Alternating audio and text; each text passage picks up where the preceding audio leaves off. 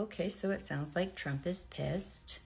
His punch back is coming faster than I think we had anticipated from the narcissistic wound we delivered on a silver platter to his parade. You know, he's had so many major narcissistic wounds in the last 2 weeks, and this one he'll never recover from. Never. And so now he's throwing out that he's going to go hard on those blue cities, blue states with the deportations. You know, yesterday before the parade, I'm sure he thought he was going to look merciful, but was like, oh, you know, let's not go so hard on those communities. Let's stop the raids. And then no one showed up. And then we showed him that we don't want him. So, you know, remember what I said? The first 100 days was about the words. He was going to write decrees, and everyone was just going to do what they said, you know, follow what he said. That didn't happen. Well, when a bully runs out of words, they start using their body. So that's why we start seeing the National Guard and we start seeing the military. And so far we know that they don't really want to be involved with this.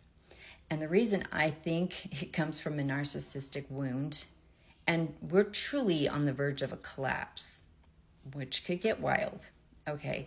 But the polling for deportations is way underwater. That was the last one to drop. It's underwater. You know, the left, independents, and Republicans, a lot of them do not like how these are going. And then got celebrities saying there's got to be a better way. And, you know, all these protests and stuff. So he's doing that against that, right? He's doing it against polls that are continually falling.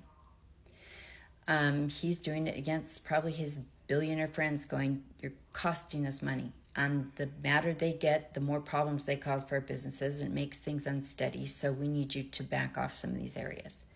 So we started to, for 12 hours, 24 hours, and now he wants to come at us this way because he's a bully.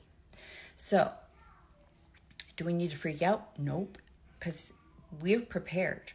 Like, we know the kind of things he's going to throw at us. We know that the military doesn't want to be there.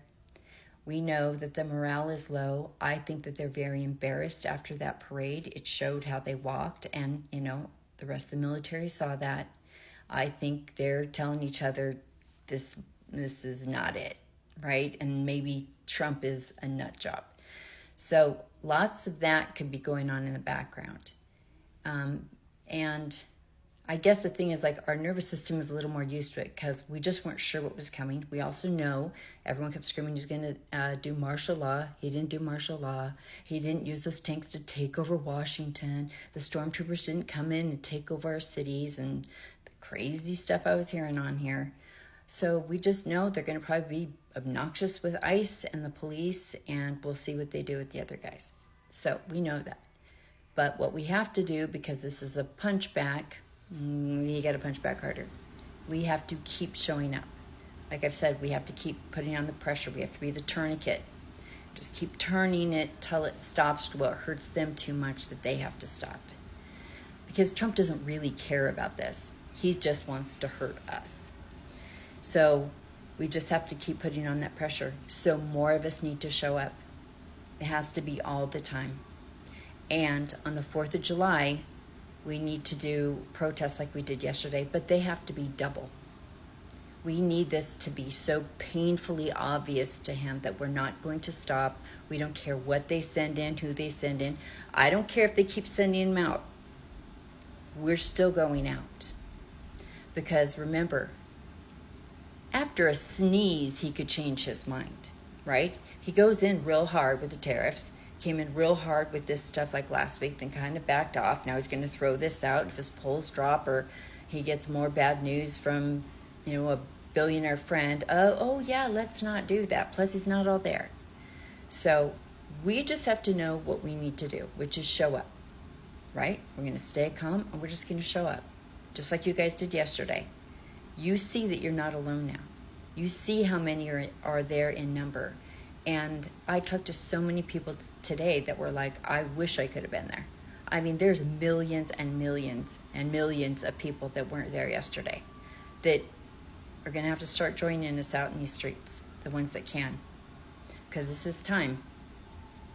This is time.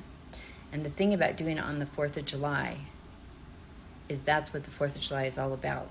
It's about freedom and fighting for our democracy. And if there was ever a day to do it, it's this 4th of July.